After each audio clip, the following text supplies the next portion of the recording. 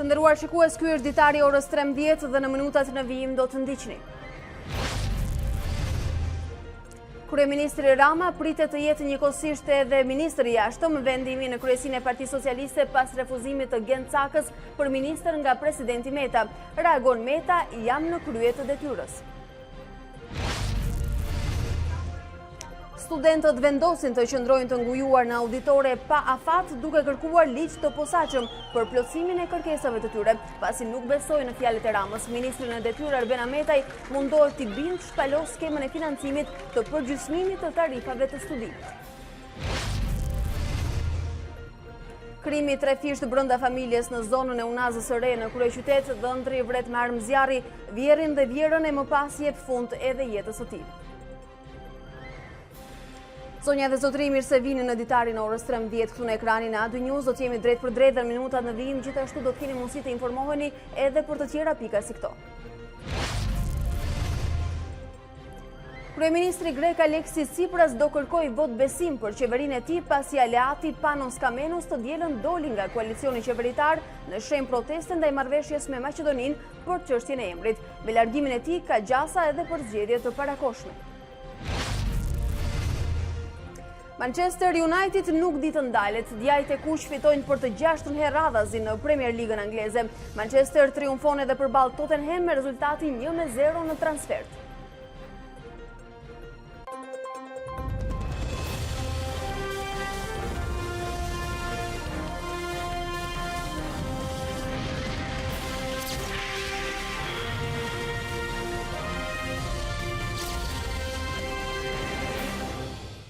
Të nderuar shikues, me zhvillimet e fundit nga aktualiteti politik në vend, do ta nisim edhe këtë hapësirë informative. Kryeministri Rama tërhiqet nga Gencaka, tek presidenti i Republikës do të çojë emrin e tij për ministër të jashtëm. S'kemi kohë për të humbur në kërkim të presidentit, thot kryeministri, i cili konfirmon se do të jetë përkohësisht de jure edhe shef diplomacie. Rama postoi në Twitter pak orë pas mbledhjes së kryesisë së Partisë Socialiste, ku ndër të tjera u diskutua edhe mundësia që kreu i qeverisë të jetë njëkohësisht edhe ministër i jashtëm. Në rreth 30 vite sistem demokratik, ky do të ishte rasti i parë që kryeministri të mbajë edhe një post ministri, ndërkohë që her pas here posti i zëvendës kryeministrit është shoqëruar edhe me një portofol ministri, siç ka qenë edhe rasti i Ilir Metës, si numri 2 i qeverisë, i cili ka mbajtur dhe postin e ministrit të jashtëm. Ndërkohë aktualiteti na çon në shembullin grek ku Aleksis Tsipras vendosi të ushtrojë funksionin e ministrit të jashtëm pas largimit të Nikos Kocias. Ndërkohë Partia Socialiste po përgatit ankimin për veprimin e presidentit në gjykatën kushtetuese dhe pjesë e tij është edhe shkelja e afatit nga ana e kreut të shtetit për shkarkimin nga detyra të ministrit të jashtëm Ditmir Bushati. Por presidenti Ilir Meta nuk vonoi të përgjigjej me pak fjalë në Facebook në krye të një fotografie të buzëqeshur. Presidentin në krye të punës, për presidentin e para është kushtetuta dhe sundimi i ligjit. No more state fake, shkruan Meta duke theksuar se Shqipëria është e para. Ambasadorët e Bashkimit Evropian dhe të OSBE-s ishin në selinë e Partisë Demokratike ditën e sotme. Reforma zgjedhore vijon të jetë një prej shqetësimeve të tyre. Të pyetur nga A2 News, ata e konfirmuan këtë qëndrim dhe u bën thirrje palëve të angazhohen në miratimin e kësaj reforme kryesore edhe për vendimin e qershorit për hapjen e negociatave të antarësimit për Shqipërinë.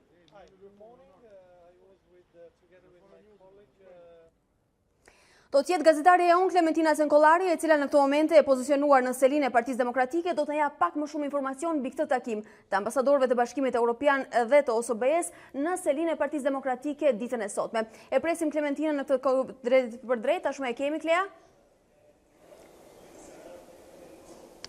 Po, Alba, përshëndetje. Kryetari i Partisë Demokratike Lulzim Basha zhvilloi për më shumë se sa 60 minuta një takim me ambasadorin e Bashkimit Evropian Luigi Soreka dhe atë të OSBE-s Bernd Borchardt, një takim i cili vjen në kushtet kur pritet një vendimarrje e Partisë Demokratike për rikthimin në kuvend dhe përpasoi edhe në diskutimet për reformën zgjedhore, që kanë qenë çështja kryesore e diskutimit, siç tha në përgjigjen për A2 News ambasadori i Bashkimit Evropian në Tiranë, zoti Luigi Soreka, i cili tha se reforma zgjedhore vjen të mbetet një nga prioritetet që Unioni ka për Shqipërinë, njëkohësisht në përgjigje të pyetjes time ai tha se vendi i Partisë Demokratike dhe i çdo partie politike është në kuvend duke e ftuar kështu pra Partinë Demokratike dhe opozitën në tërësi që të rikthehet punimeve parlamentare. Kujtojmë që Partia Demokratike mungoi dhe pati një marrëdhënie të kushtëzuar me Parlamentin gjatë sesionit të shkuar, duke u rikthyer vetëm në seancat e fundit plenare ku u shoqërua gjithashtu edhe me debat.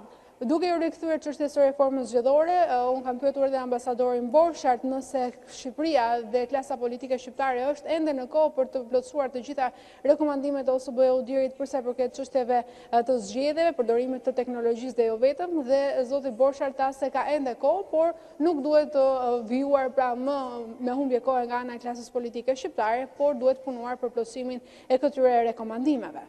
Ndërkohë, Klementina nga aleatët, por edhe vetë Partia Demokratike, a kemi tashmë një vendim për bojkotin ose jo të kuvendit në nisjen e sesionit të ri parlamentar?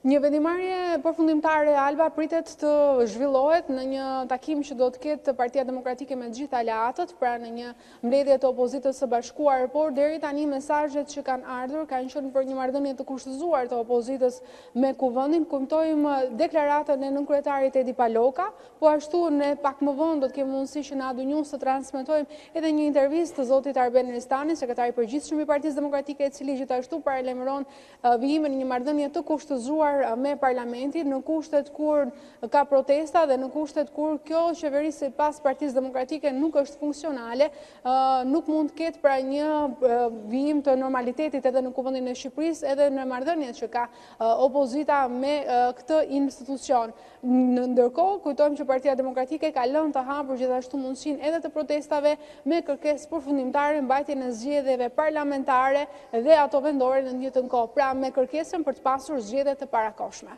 Klementina, në minutat e fundit nga Partia Demokratike, aty ku ti e pozicionuar që prej orëve të para të mëngjesit, a ka pasur ndonjë reagim për polemikat, replikat dhe diskutimet e fundit për çështjen e madhe të ministrit të jashtëm, apo gjithçka qetësi deri në këtë moment?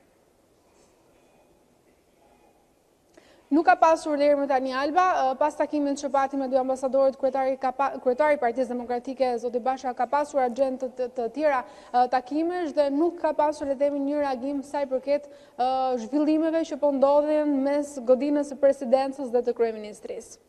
Klementina, unë të falenderoj për të gjithë përmbledhjen e këtij informacioni që ndave në këtë orë me ne. Të nderuar shikues, ne jemi rikthyer në studio tashmë me të ftuarin e kësaj ore. Është zoti Pascal Milo, ish ministri i punëve të jashtme, i cili është bashkuar me ne në studio. Mirëdita dhe mirë se erdhët. Faleminderit që jeni këtu sot. Zoti Milo, ju jeni deputet në disa legjislatura, duke nisur nga viti 92, keni qenë drejtuesi disa dikasterëve të rëndësishme. Na bën të besojmë edhe në nuhatjen tuaj rreth gjithë kësaj polemike të madhe për çështjen e ministrit të jashtëm. Si keni lexuar së fundmi luftën verbale mes dy institucioneve më të rëndësishme të vendit, presidencës dhe kryeministrisë? Nuk është surprizë për teleshikuesit, por edhe për opinionin publik shqiptar, sepse në mënyrë thuajse të vazhdueshme këto dy institucione për fat të keq, duke filluar nga viti 2005 e këtej, kanë qenë në një marrëdhënie jo kaq miqësore institucionale, jo kaq bashkëpunuese, kemi parë edhe gjatë presidencave të kaluara, për të mos i përmendur me emër president të nderuar, që në marrëdhëniet me ekzekutivin shqiptar kanë pas gjithmonë një marrëdhënie diku të acaruar, diku të tensionuar, diku jo bashkëpunuese, pra me nuanca, pra edhe ajo çka po ndodh sot midis institucionit presidencës dhe kryeministrisë nuk është përjashtim nga rregulli për fat të keq që është vendosur në marrëdhëniet midis këtyre dy institucioneve. Pra, me pak fjalë, është një vijim i keq, i përvojës keqe ndër institucionale, i marrëdhënieve midis tyre. Pra, nga kjo pikpamje edhe një herë tjetër dëshiroj ta përsëris se Shqipëria vazhdon të mbetet një rast unikal i bashkëpunimit të keq ndër institucionale. Megjithatë, ju nuk e quani befasi këtë show replikash mes dy institucioneve, por befasi mund të jetë alternativa e fundit e cila po qarkullon këtë orë dhe në një mënyrë kryeministri e vetë konfirmoi që ai të jetë përkohësisht ministri i jashtëm. A është kjo alternativë një huazim i modelit grek, një alternativë e mirë për të zgjidhur të ngërç të momentit? Nuk është model grek, sa për dijeni kryeministri Tsipras u detyrua ta bëj 1 apo 2 muaj më parë një veprim të tillë, për shkak se Greqia është duke shkuar edhe ajo në zgjedhjet për Parlamentin Evropian në maj, dhe me sa po zhvillohen ngjarjet në Greqi, kjo do të pritet nga votbesimi i qeverisë greke në parlament. Zoti Milo, por është njësoj detyruar dhe kryeministri? Jo. Nuk jemi në të njëjtat kushte. Jo, absolutisht, dhe kryeministri nuk ka kopjuar modelin grek, sepse një model i tillë ka ekzistuar në vende ndryshme edhe më përpara. Edhe ka dhe vende të tjera në botë që e kanë këtë model. Mirë, por kjo është referenca jonë e fundit në fund. Po, ne kemi dëshirë që të lidhim me vende pa vend përvojat e vendeve të tjera, dhe në rastin konkret të Greqisë me Shqipërinë. Erdhën rrethanat që kryeministri e ka gjykuar të arsyeshme që të ndërmarrë një veprim të tillë, por nuk është një surprizë. Është pra një fenomen i njohur në politikën botërore, por edhe rajonale. Në fundit, siç po zhvillohen ngjarjet në Shqipëri, u bë mirë që po i jepet një zgjidhje e tillë, me qëllim që Shqipëria të gjejë një stabilitet relativ politik. I duhet, nuk duhet të bëj eksperimente, nuk duhet të eksperimentoj, por duhet të qëndroj në një qeverisje të stabilizuar institucionale.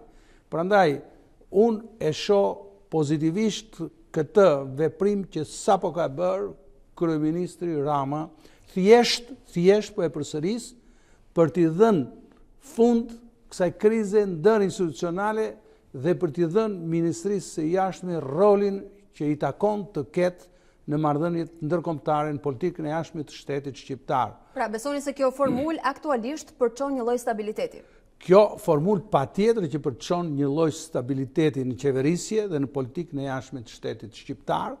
Mund të jetë një formule e përkohshme me sa dhatë kuptohet kryeministri, dhe po që se unë e pash dhe me një lloj nuance, ai do jetë de jure, tha ministri i jashtëm, po jo de facto. De jure, e ka theksuar në tweetin e tij të fundit. Pikërisht, de jure do të thotë që formalisht ai do të jetë ministri i jashtëm, nga pikpamja zyrtare, por faktikisht, de facto, detyrën si ministri i jashtëm do ta kryej një person tjetër që mund të jetë një zëvendës ministri i jashtëm, i cili nuk e dim se kush do jetë, që do të kryej punën. A mund të jetë zoti Gencaka, emri i shumë përfolur dhe i diskutuar? Pse jo, mund të jetë dhe ai. Ndërkohë, ndoshta kjo e përkthen këmbguljen e vazhdueshme të kryeministrit.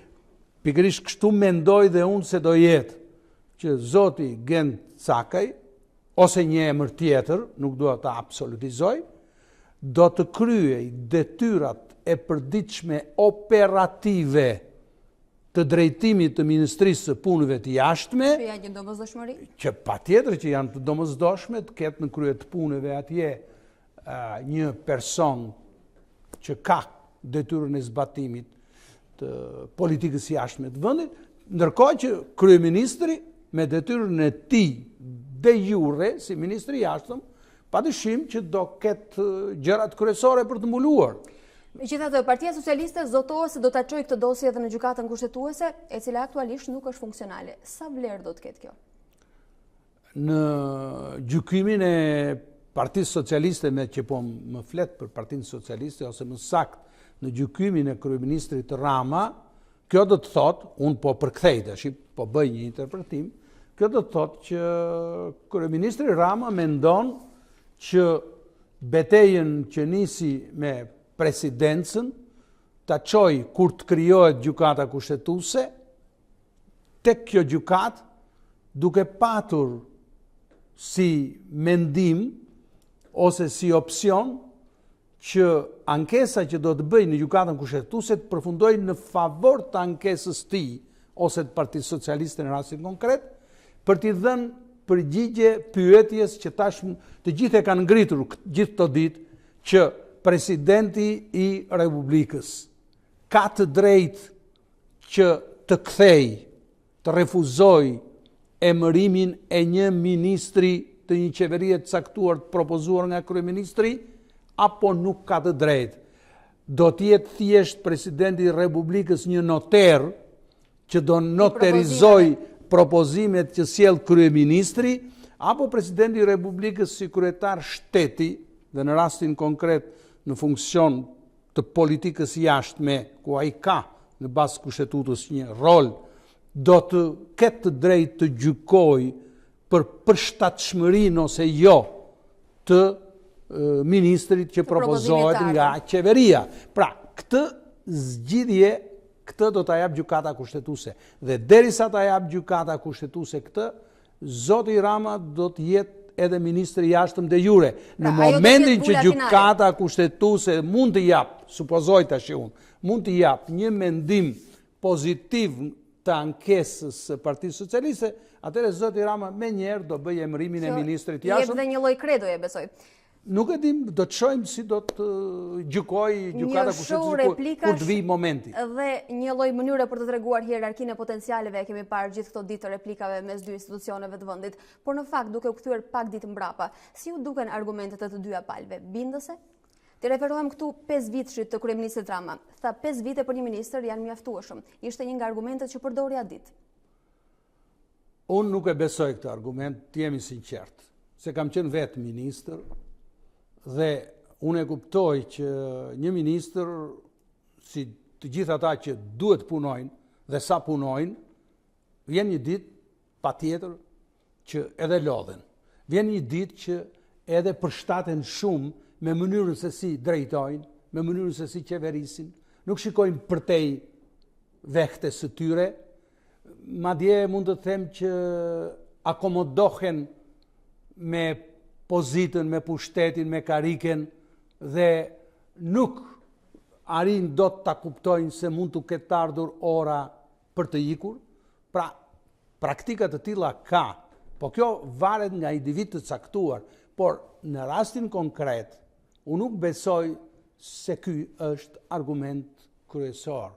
Zoti Rama, në xhepin e tij apo në mendjen e tij, me siguri që ka arsye të tjera substanciale për cilat nuk do të çfaqet, por në ndërgjegjen e tij dhe në mendjen e tij ka arsye që i ka lëvizur këta ministra. Për një apo dy ministra dukshëm, edhe opinioni publik mendonte që kishte ardhur. Janë nga më të ndryshmet për mendimin tim, këtu nuk është vendi për të folur për këto arsye, se disa mund të jenë edhe diskrete, por që nga informacionet... A na kanë mbetur me arsye diskrete në realitet?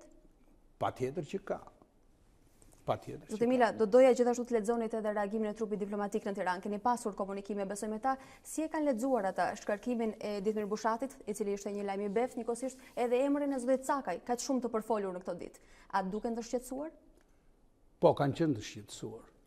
Kanë qenë të shqetësuar sepse mungesa e stabilitetit politik dhe e qeverisjes në Shqipëri ndikon në procesin e realizimit të reformave që duhen domosdoshmërisht për të hapur negociatat në muajin qershor, nëse do të hapen. Madje ju dhat informacionin nga Partia Demokratike që kryetari zoti Basha takoi ambasadorin e Bashkimit Evropian dhe të OSBE-s, shqetësimisht e reforma. Po, ne kishim një takim disa ditë më para me ambasadorin e Bashkimit Evropian, i cili na shfaqi shqetësimin e thellë të Bashkimit Evropian për mungesën e realizimit të reformës zgjedhore dhe që na paralajmëroi. Pra, edhe tashmë nuk duken shumë diplomatike në ato që artikulojnë për vendin. Absolutisht jo, sepse neve kemi bërë vehten, kemi arritur në një fazë të tillë ku detyrohen ambasadorët të dalin përtej natyrës së tyre të funksionit diplomatik që kanë dhe të shprehen, siç mund ta themi neve në gjuhën e përditshme, shqip, e të na paralajmërojnë shqip, se në rast se për shembull nuk realizohet reforma zgjedhore, mos pretendoni që në qershor të hapen negociatat, sepse është një kusht i rëndësishëm për hapjen e negociatave realizimi i reformës zgjedhore. Reforma zgjedhore është një kërkesë e tyre e cila mbetet primat dhe për cilën kanë kërkesë llogarie për vendin tonë, madje dhe janë investuar. Ju si kryetari i Partisë Demokracia Sociale, si e shihni reformën zgjedhore? Shqetësimi juaj kryesor rreth saj? Është dhe do të jetë thjesht një retushim, nuk ndryshon asgjë në substancë, sepse ne kemi një ligjë zgjedhor të transformuar që nga viti 2008, të bërë në bashkëfaqësi të dy partive politike për të garantuar monopolin e tyre në jetën politike shqiptare. Dhe për sa kohë me gjithë... Po thoni se flasim sërish për një reformë sipërfaqësore? Pa dyshim që është sipërfaqësore kjo. Kjo është vetëm do bën disa retushe në përputhje me rekomandimet e OSBE ODIHR-it për 3 palë zgjedhjet e fundit. Këto retushe a do t'japin produkt në realitet? Shumë pak. Nuk do kemi ndonjë ndryshim thelbësor. Kjo është bindja ime, jo përshtypja, po bindja, dhe jo vetëm e imja, por edhe shumë njerëzve që merren me politikë në Shqipëri, dhe apo analist, apo studius të ndryshëm. Pra ka një opinion të gjerë që të dy partitë e mëdha nuk prekin thelbin e ligjit zgjedhor, nuk prekin ato momente që ata vendosën në ligjin zgjedhor në vitin 2008, se u intereson të dyja palëve që kryetarët e partive të bëjnë edhe shiun edhe diellin në partitë respektive dhe të mos çojnë në kuvendin e Shqipërisë delegimin real të vullnetit të popullit, por të të delegojnë atje ata që ata duan, pra ata që u shërbejnë, ata që i dëgjojnë, ata që u përulen, kështu që e kemi të transformuar kuvendin e Shqipërisë nga një kuvend ku thuaj fjala e shumë intelektuale përpara, tash kemi vetëm biznesmen që s'flasin asnjëherë gjatë gjithë vitit, kemi njerëz që votojnë në mënyrë të verbër sipas urdhrit të partisë dhe që nuk thonë gjysmë fjale për 4, për 8 vjet apo për 12 vjet, besoj se emra të tillë ju i keni parë të dëgjuar. Kemi njerëz të inkriminuar që e kanë kthyer kuvendin e Shqipërisë shpeshherë në arenë boksi, apo kemi dhe aula të tilla parlamentare në të cilat nuk dëgjon veç se sharje klasike të rrugës dhe nga njerëz që nuk kanë asgjë të përbashkët me emblemën parlamentare. Shpresoj mos jetë vetëm një retush, ashtu siç thoni ju. Kam dhe një pyetje të fundit për pak minuta. Ju gëzoni edhe gradën doktor në histori dhe gjeografi. A besoni se ka vërtet tratativa për t'i dhënë veriun e Kosovës Serbisë apo mbetet kjo një teori konspirative? Ende jemi, mire thatë, ende jemi në planin e konspiracionit diplomatiko-mediatik, që do të thotë që ende mund të ketë bërthama që po diskutohen në fshehtësi, në një nivel të lartë diplomatik, por kemi edhe produkte mediatike që duke mos patur transparencë, i shtojnë, shto ujë, shtoj miell. A do të thotë kjo që përjashtohet kërcënimi real? Jo. Zoti Milo, unë ju falenderoj që ishit sot me ne. Ishte kënaqësi dhe për mua.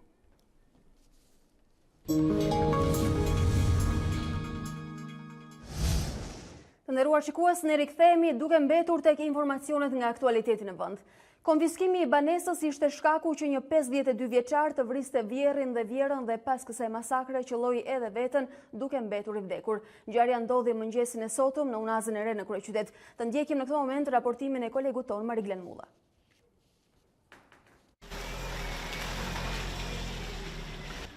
Konfliktet e pronësisë u bën shkak për një vrasje të 3 fisht në Tiranë, ku urdhëndri qelloi për vdekje vjerrin dhe vjerën, ndërsa ka vrarë dhe veten.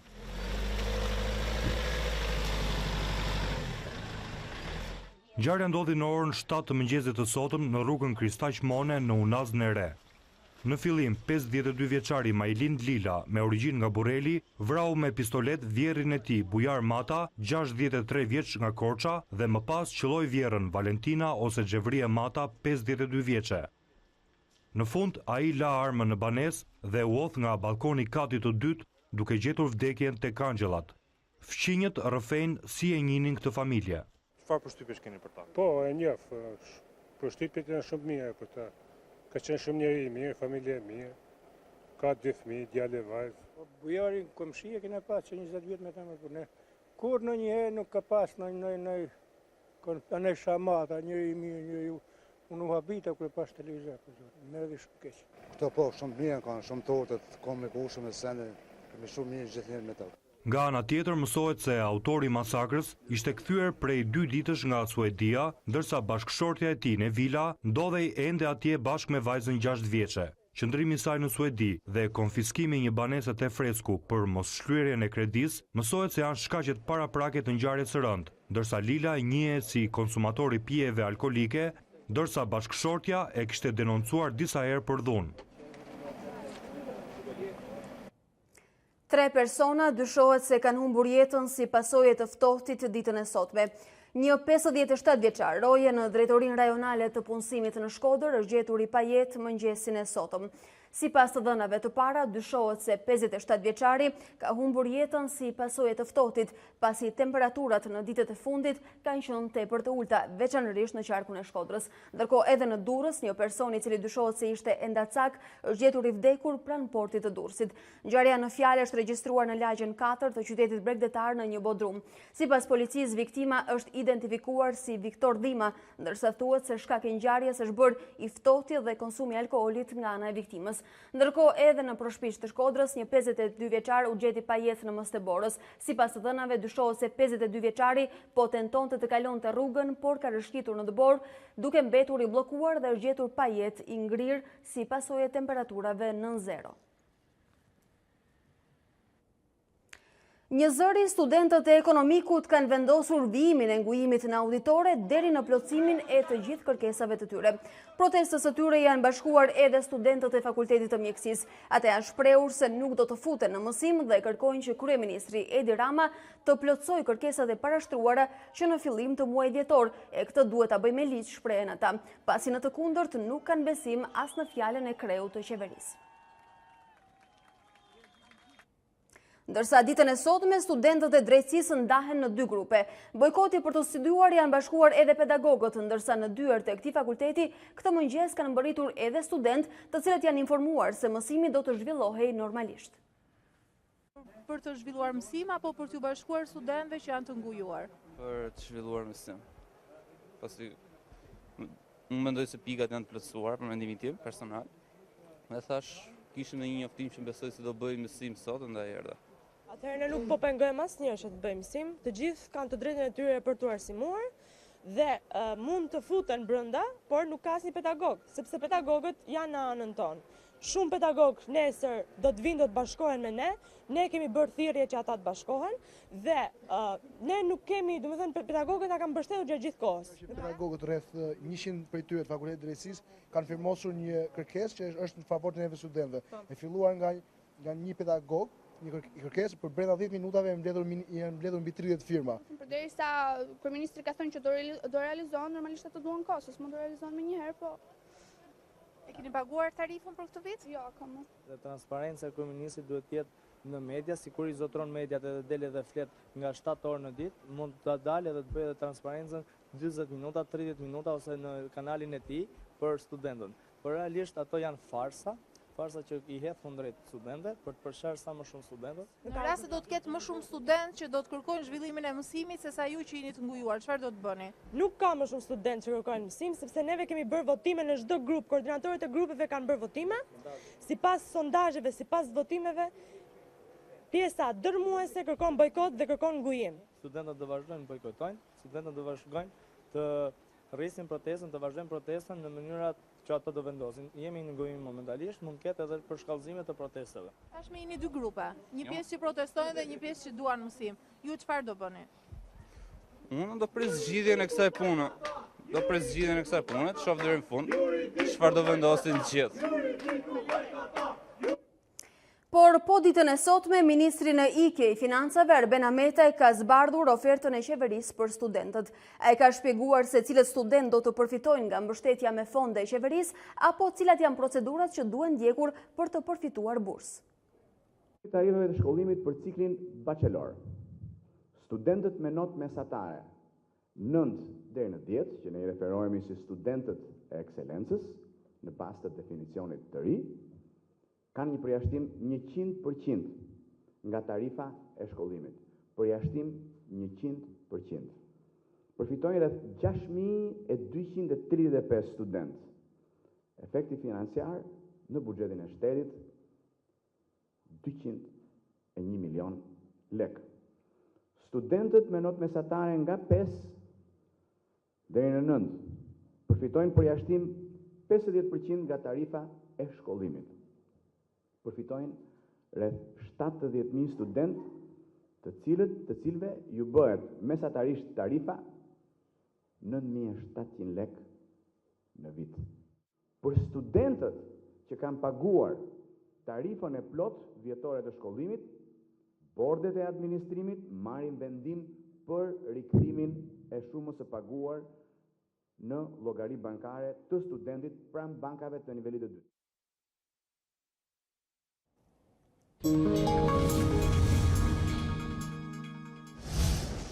Gazeta prestigjioze The Guardian I kushtoi një artikull të gjatë bandave shqiptare të cilat veprojnë në Britaninë e Madhe duke pretenduar se ato kanë marrë kontrollin e tregtisë së kokainës. Sipas kësaj të përditshme, shqiptarët janë mes bashkëpunëtorëve më të ngushtë me grupin fakeq Ndrageta. Janë të sofistikuar, të zgjuar dhe mbarojnë punë gjithmonë. Nga portet deri në rrugët e Europës, rjeti kriminal kryeson tani tregtin 5 miliard poundëshe të kokainës. Kështu I referohet kriminalëve shqiptare përditshmja britanike The Guardian në një material të titulluar Mbretërit e kokainës si e mori kontrollin e trafikut të drogës mafia shqiptare. Gazetari Mark Townsend shkruan se bandat shqiptare janë mbështetur fort te kërcënimet e dhunshme. Se si shqiptarët e pushtuan tregun britanik të kokainës, ky është një leksion më vete. Ata ditën të bëhen miq me mafiozët më të rrezikshëm në botë dhe të përdorin kërcënimin absolut të dhunës. Për vite me radhë importuesit ndërkombëtar të kokainës punuan të ndarë nga prodhuesit dhe bandat, por shqiptarët e përmbysën këtë model. Ata filluan të negocionin drejt për drejt me kartelet kolumbiane që kontrollojnë prodhimin e kokainës. Prestigjozja The Guardian shkruan se shqiptarët ulën çmimin e lëndës narkotike dhe rritën cilësinë e saj. Ngarkesa gjithnjë më të mëdha mbërritën në Britani, që modeli shqiptar të funksiononte nevojitej kontrolli në portet europiane, vion gazeta, dhe për këtë mafia shqiptare bashkëpunoi me një prej grupeve kriminale më të fuqishme dhe të globalizuara, Ndrageta. The Guardian pohon se shqiptarët nuk janë të vetmit që bashkëpunojnë me Ndragetën, por ata kanë krijuar aleancën më të fortë. Prokuroria e posaçme për krime lufte në Hag nisi punën me marrje në pyetje të ish-komandantit të ushtrisë çlirimtare të Kosovës, Rustem Mustafa. Ky I fundit tha se gjendet në Hag për t'u përgjigjur të gjitha pyetjeve dhe pretendimeve të prokurorëve. I njohur gjatë luftës si komandant Remi, ai ka vepruar në një zonë të Prishtinës si drejtues operativ. Pas tij duhet të paraqitet edhe Samil Ushtaku, ish-komandant në zonën e Drenicës. Prokuroria e posaçme për krime lufte në Hag ka për qëllim ngritjen e akuzave ndaj ish-antarëve të UÇK-s. Më pas këto raste do të shqyrtohen nga gjykata speciale. Kryeministri grek Aleksis Tsipras kërkoi vot besim për qeverinë e tij pas largimit të partnerit të koalicionit Panos Kamenos në shenjë proteste për marrëveshjen e arritur me Maqedoninë për çështjen e emrit. Partia e Tsiprasit ka 145 vende në parlament dhe pas largimit të partnerit të koalicionit nuk gëzon më shumicën parlamentare. Kryeministri grek Aleksis Tsipras tha se do të kërkojë një vot besim për qeverinë e tij, pasi partneri Panos Kamenos doli të dielën nga koalicioni qeveritar në shenjë proteste ndaj marrëveshjes me Maqedoninë për çështjen e emrit. Tsipras pohoi se I kishte kërkuar kryetarit të parlamentit të niste menjëherë procedurat për vot besimin, I cili siç tha do të mbahej të mërkurën pas një debati 2 ditor. Tsipras njoftoi gjithashtu se do të zëvendësoj Kamenos me admiralin Evangelos Apostolakis, shefi I shtabit të përgjithshëm të mbrojtjes kombëtare greke. Komentet e kryeministrit pasuan vendimin e ministrit të mbrojtjes Kameno, I njoftuar të dielën. Marrëveshja e presës me Maqedoninë krijon një krizë në unitetin e shoqërisë greke. Ajo nuk është një marrëveshje, por një kapitullim dhe ja dorëzon historinë dhe qytetërimin e komiton një entiteti të sajuar. Me largimin e tij nga koalicioni Panos Kamenos e ka lënë kryeministrin pa një shumicë parlamentare dhe shton gjasat për zgjedhje të parakohshme. Partia Siriza e Tsiprasit ka 145 vende në parlamentin me 300 vende dhe kishte siguruar shumicën përmes aleancës me grekët e pavarur të Kamenos me 7 ligjvënës. Maqedonia miratoi të premte ndryshime kushtetuese që ja ndryshojnë emrin vendit në Maqedoninë e Veriut, sipas marrëveshjes me Greqinë. Ujdia do t'i mundsonte Maqedonisë antarësimin në NATO dhe Bashkimin Evropian, por ajo duhet të ratifikohet edhe nga Greqia që të hyjë në fuqi.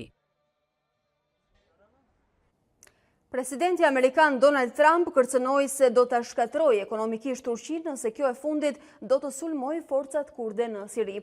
Paralajmërimi vjen në prag të tërheqjes së trupave amerikane nga Siria. Nëse Turqia do të sulmojë forcat kurde në Siri pas tërheqjes së planifikuar të trupave amerikane, ne do ta shkatrojmë ekonomikisht atë. Kërcënimi erdhi nga presidenti amerikan Donald Trump përmes dy postimeve në rrjetin social Twitter ditën e diel. Kreu i shtëpisë së bardhë tha gjithashtu se as kurdët nuk duhej ta provokonin Ankaran. Do të nisim tërheqjen e trupave nga Siria njëkohësisht duke goditur rënda të pak që ka mbetur nga kalifati. Do të sulmojmë sërish nga bazat e afërta nëse grupi do të ringrihet. Do të shkatrojmë ekonomikisht Turqinë nëse ajo godet kurdët. Forcat amerikane kanë luftuar krah milicive kurde kundër shtetit islamik në Sirinë Veriore, por Turqia i konsideron si terrorist forcat kurde të njohura si YPG. Presidenti Recep Tayyip Erdogan ka folur me zemërim për mbështetjen që Shtetet e Bashkuara i kanë dhënë grupit, duke u zotuar ta shkatërrojë atë. Komentet e Trumpit ditën e diel pasojnë reagimet e ashpra lidhur me vendimin e papritur për tërheqjen e trupave nga Siria. Kreu i shtëpisë së bardhë përmendi gjithashtu krijimin e një zone të sigurt prej 30 kilometrash dhe tha se Rusia, Irani dhe Siria kanë qenë përfituesit më të mëdhenj të aksionit ushtarak amerikan në Siri. Presidenti turk Recep Tayyip Erdogan reagoi përmes zëdhënësit të tij në Twitter, duke thënë se prisnin që Washingtoni të respektonte partneritetin strategjik me Ankaran.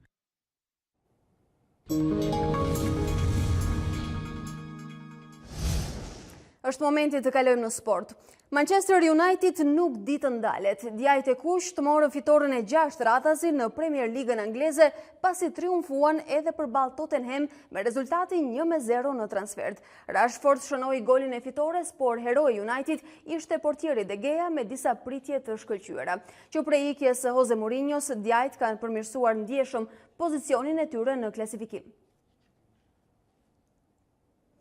Nisi duhet kampionati për Barcelonën dhe Realin e Madridit. Katalanasit korën fitore të pastër 3-0 përballë Eibar. Golat u shënuan nga Luis Suarez dhe nga Leo Messi, i cili është futur në historinë e La Ligës duke u bërë lojtari i parë i cili arrin kuotën e 400 golave. Fitore mjaft e vuajtur nga ana tjetër për Realin e Madridit që mundi me vështërsi 2-1 Real Betis. Në javën e 19 triumfoi edhe Atletico Madrid, që mundi Levanten dhe konsolidon pozitat në vendin e dytë. Të nderuar shikues, ne rikthejmë edhe një herë në vëmendje të gjitha informacionet kryesore të pësjella gjatë Ditari.